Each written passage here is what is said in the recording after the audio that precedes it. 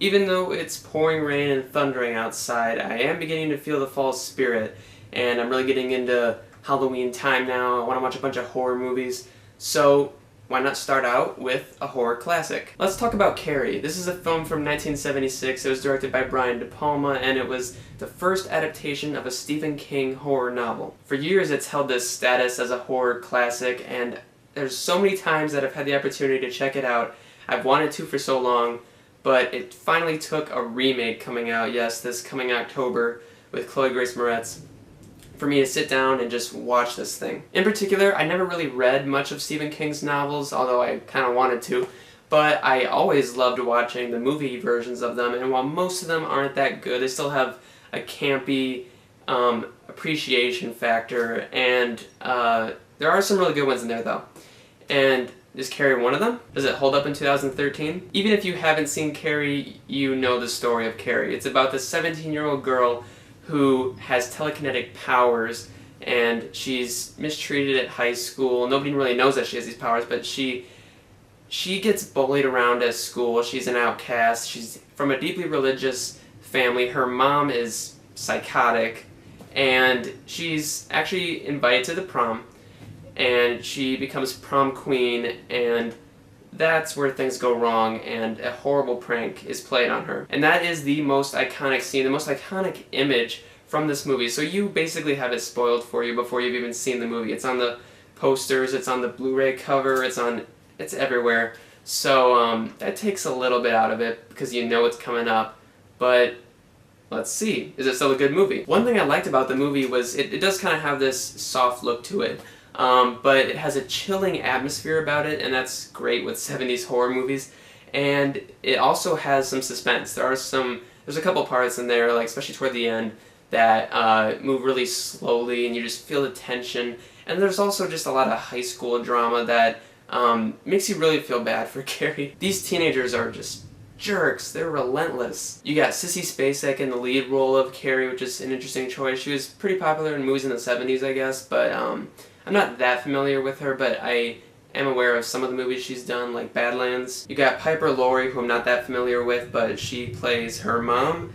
Amy Irving is one of the teenagers. John Travolta in one of his earliest roles, which is kind of funny and interesting. William Katt, Nancy Allen, who's been in other films like Brian De Palma's Blowout and RoboCop. Betty Buckley, PJ Souls, who is in John Carpenter's Halloween. Now, with that said, these aren't exactly A-listers, and the acting is a little over the top in some cases, especially Piper Laurie, and John Travolta and Nancy Allen are a little cheesy at times. A lot of the acting isn't the best. Some of it came off comedic, especially John Travolta and Nancy Allen, who just kind of play these self-centered morons in the movie, but like they're just constantly fighting with each other. They're supposed to be a couple in the movie.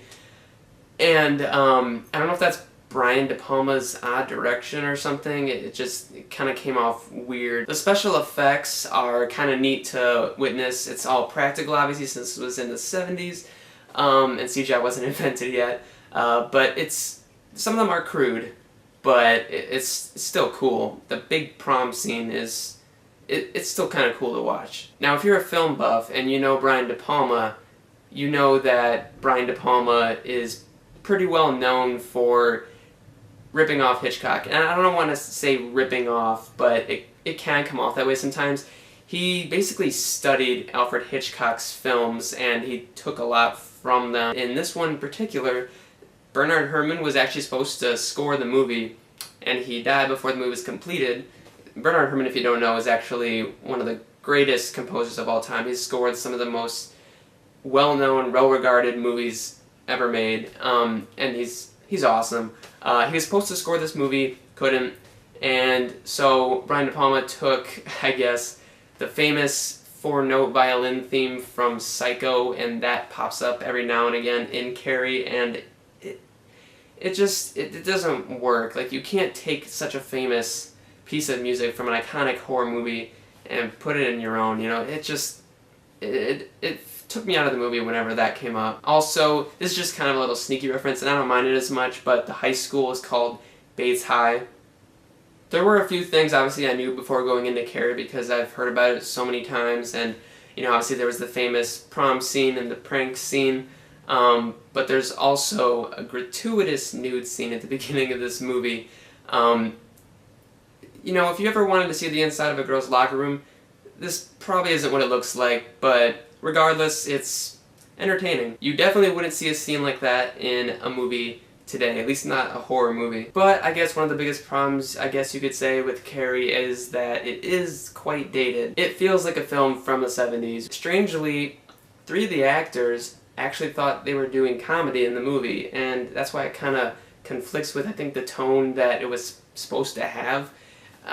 It's a little weird watching it. It feels a little awkward. I think the plot could have had more depth. They probably could have gone further with the whole telekinesis thing and showed flashbacks and developed her abilities more. Some of the characters feel more one note. I don't know, I wanted to care about Carrie more than just through her torment. They could have, I think, fleshed out the story a little bit more. It just all feels very simple. It's kind of like a nightmare if you think about it. It's kind of like a bad dream.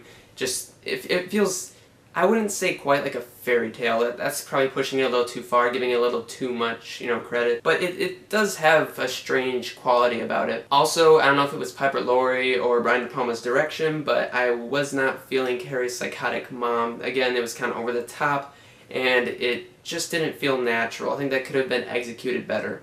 It just kind of, again, it comes out of nowhere and just doesn't really have it doesn't feel like it needs to be there. Although it does explain sort of Carrie's awkward nature and her being an outcast. Brian De Palma is a director that I've long been familiar with, and I've just been more recently starting to get into more of his filmography. I've always liked Scarface a lot, and I've been checking out more of his films, and he has a very interesting directorial style. Again, some of it is reminiscent of Hitchcock, but it is different enough where it kind of, I don't know, a lot of his movies are fun to watch. Carrie does have a place in cinema history, especially regarding Stephen King's novels. It was the first of his novels to be turned into a feature-length film, and it would propel Stephen King to fame, and he would go on to write many classic stories that would become great, highly regarded feature films. Some of them not so much, but some of them would be directed by very high-profile directors of the time, including Stanley Kubrick,